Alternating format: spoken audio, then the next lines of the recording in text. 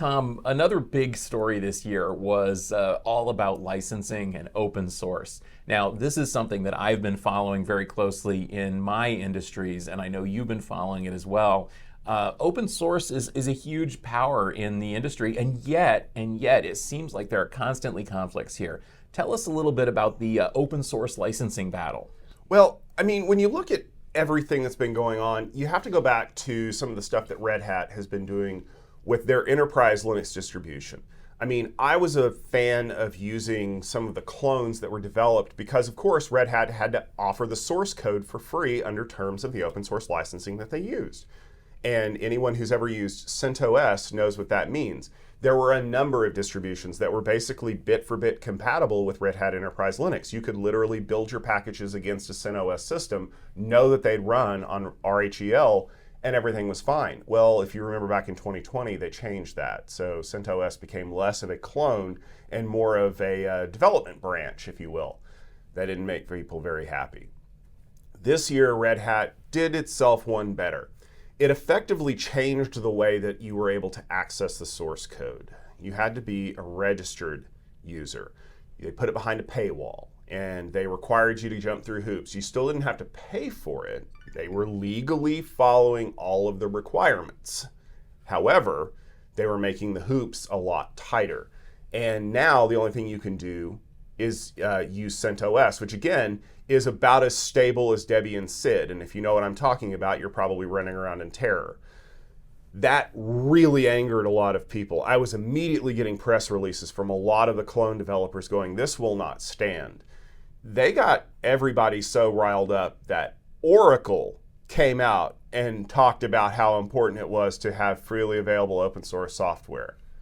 Yes, you're not imagining things. In the summer, hell did freeze over because Oracle was championing the rights of free software users everywhere.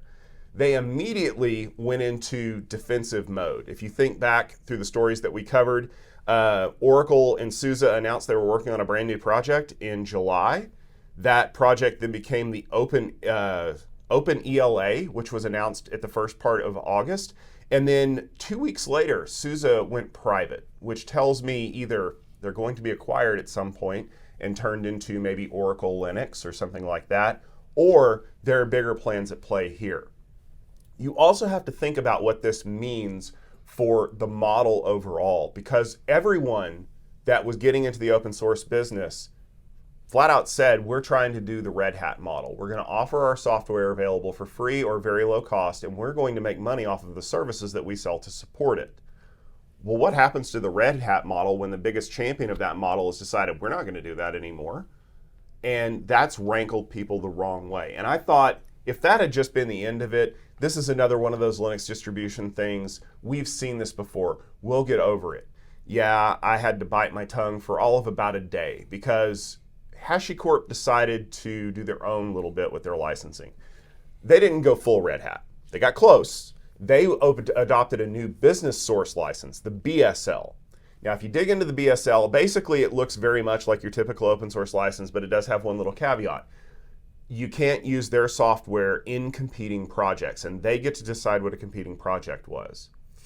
Yeah, you can imagine how the keyboard warriors felt about this one. It took no time.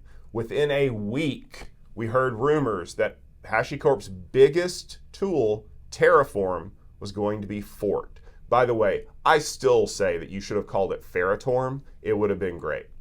It took a month, and then we saw OpenTofu, which was given to the Linux Foundation to be an open source Terraform. Now, of course, just like any other fork, it's not going to be a perfect bit for bit copy. If you build against OpenTofu, there's no guarantee that it'll work on Terraform and vice versa. But it shows you that open source community was primed to remove impediments to their ability to develop software. Do you have to use Terraform as your development platform and for all those other things? No. But when the tool that you have works perfectly good as a hammer, why are you going to invest in anything else? And I think that what we've seen is that spirit of open source is still alive. We're going to use the best tool for the job, but we don't want there to be any impediments in it. We don't want to utilize your software if you're going to walk in tomorrow and say you can't do this anymore unless you pay for it. I don't think that this is going to go away in 2024. We're still going to have massive adoption of open source software. We're still going to have bright people writing things, bringing communities together to develop important software. What we're going to be much more careful about is the way that it's licensed, the way that it's offered to the community, and the way that the community adoption tracks after that. Because we've seen that companies are willing to yank the rug out from underneath our feet, we have to make sure that that rug is stapled to the floor.